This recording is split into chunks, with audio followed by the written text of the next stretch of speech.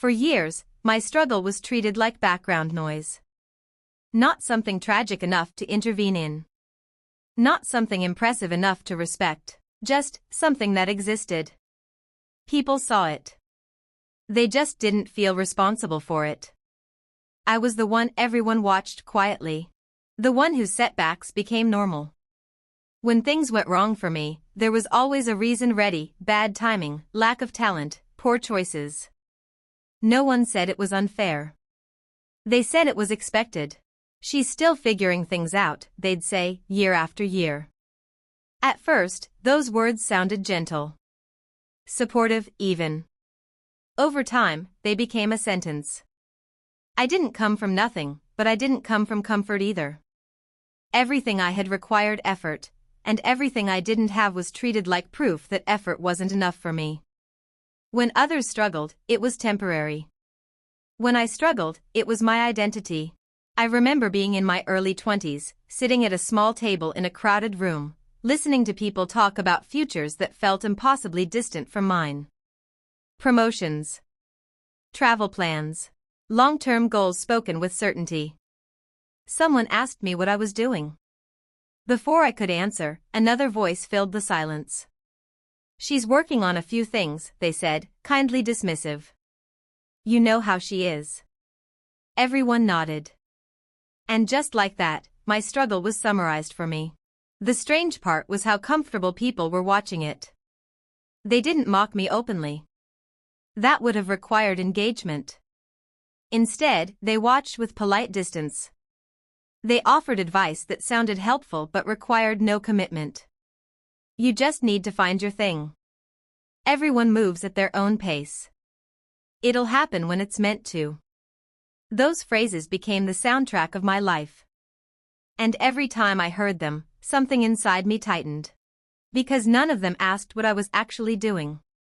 What they didn't see were the hours. The quiet mornings that started before the sun.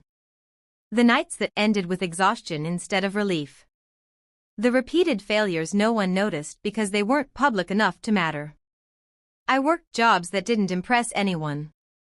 Jobs people described as temporary, even when they lasted years. I learned quickly how to disappear into work without being seen as valuable. But disappearing taught me something. When no one expects much from you, you're free to observe. I watched how decisions were made. Who spoke confidently and who actually understood what was happening. How often authority was mistaken for competence. Slowly, a pattern emerged. The people who succeeded fastest weren't always the smartest. They were the ones who understood where effort actually mattered, and where it was wasted. I didn't talk about what I was learning. Not because I wanted secrecy. Because every time I shared an idea, someone simplified it for me. Reframed it. Reduced it into something smaller, safer, easier to ignore. So I stopped sharing. I started experimenting instead. Small steps. Low risk. High learning. I failed often, but quietly. Each failure taught me something specific. What not to do. Who not to trust. Where assumptions collapsed under pressure. And while people continued to watch me struggle, I began to change beneath the surface. Years passed like this. To them, nothing changed. I was still the one trying. Still the one working on it. Still the one they spoke about with patience instead of respect. They watched me struggle for years and grew comfortable with that image. Comfortable enough to stop checking. That comfort would cost them later. The moment that planted the first seed of surprise came without warning. A casual conversation. A setting where no one thought I mattered enough to listen closely. My name came up. Not as a joke, not as concern, but as a question. Wait, someone said. Isn't she involved in that project? The room paused for half a second. Another voice replied, uncertain. No. I don't think so. I stayed silent. Because I realized something then. They hadn't been watching me closely at all. They had been watching a version of me they'd decided on years ago. And that version was about to become very inconvenient. After that moment, nothing changed on the surface. That's what made it dangerous. People still spoke to me the same way. Still used the same soft language that carried no respect. Still treated my effort like background noise they didn't need to respond to. And I let them. Because while they were watching the struggle they recognized, they weren't paying attention to the struggle that actually mattered. I had stopped chasing outcomes people could see. I focused instead on understanding leverage. Where one decision could change 10 outcomes, where effort multiplied instead of evaporating. That meant saying no to things that looked impressive. It meant choosing paths that looked sideways instead of upward. It meant accepting confusion now to avoid collapse later. From the outside, it looked like stagnation. From the inside, it was alignment. There were moments I nearly broke. Not because the work was too hard, but because invisibility wears you down. There is a particular exhaustion that comes from being present but unseen, from contributing without acknowledgement, from improving without validation. Some nights, I lay awake replaying conversations in my head. Maybe they're right. Maybe I'm just slow. Maybe effort doesn't change fundamentals. Those thoughts weren't dramatic. They were quiet. Reasonable. Dangerous. But each time they surfaced, I countered them with evidence, not hope. I tracked my progress meticulously. Skills acquired. Decisions improved. Patterns understood. I watched my thinking sharpen even when my circumstances didn't. That contrast kept me going. The work itself wasn't glamorous. It involved systems most people ignored. Processes that were good enough but not optimized. Spaces where small inefficiencies stacked quietly into massive losses over time. I learned to see those spaces clearly. I learned how to speak just enough to be heard, but not enough to be challenged prematurely. How to test ideas in controlled environments before exposing them to scrutiny. How to let results speak before I did. Slowly, people started relying on my input without realizing it. They didn't credit me.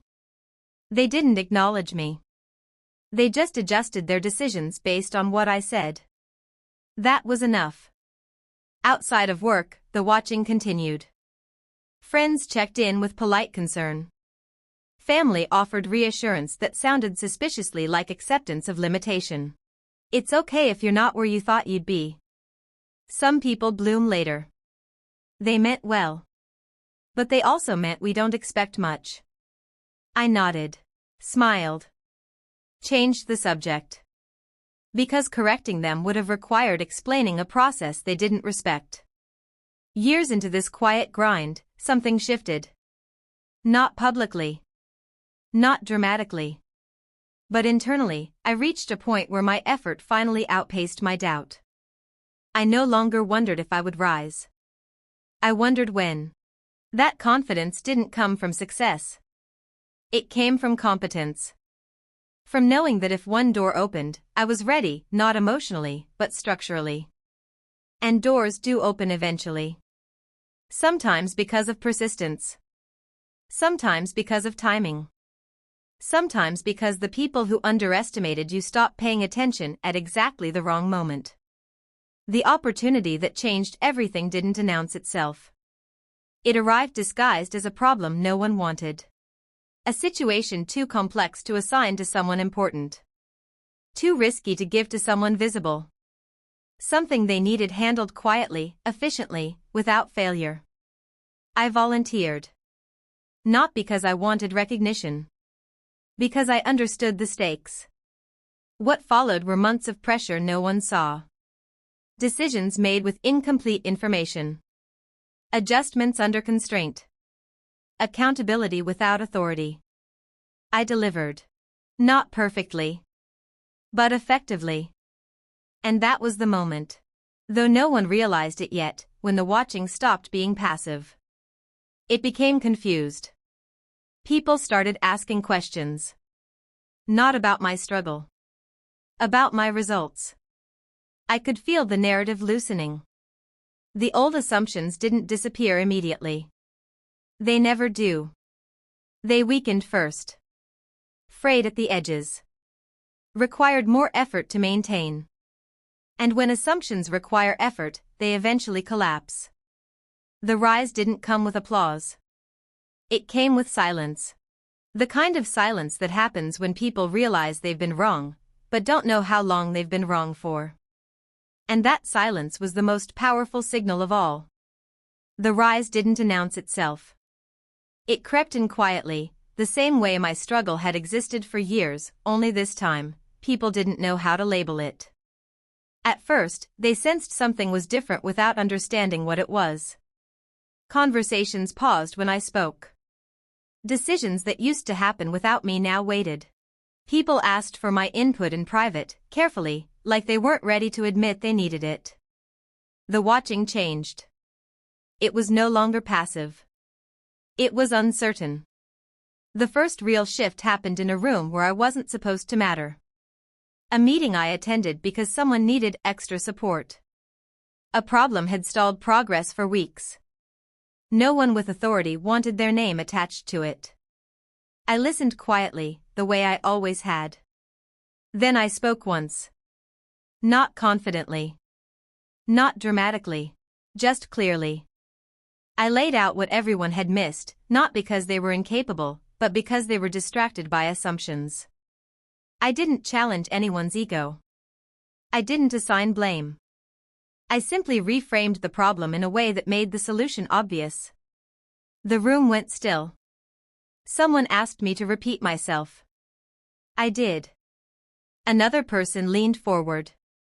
That actually makes sense. And just like that, the conversation shifted around me.